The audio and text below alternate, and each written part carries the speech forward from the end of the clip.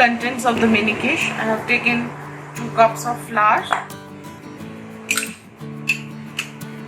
10 tablespoons of salted butter. This I'm going to use for the dough, and half cup of milk. And for the custard, I'm taking spinach. This is cream, 3/4 cups of cream, 1 egg, cheese, basil,